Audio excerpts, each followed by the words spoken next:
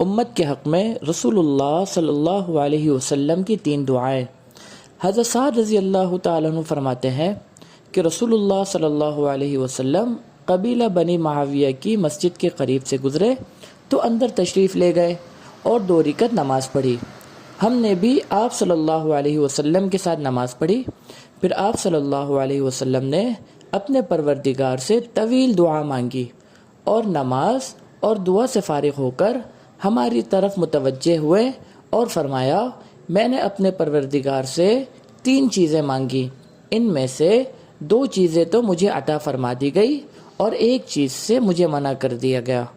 میں نے درخواست کی کہ میری پوری امت کو عام قحط میں ہلاک نہ کیا جائے، یہ درخواست قبول فرما لی گئی۔ میں نے دوسری درخواست کی کہ میری پوری امت کو قوم نوح کی طرح پانی میں غرق کر کے ہلاک نہ کیا جائے، یہ درخواست بھی قبول فرما لی گئی۔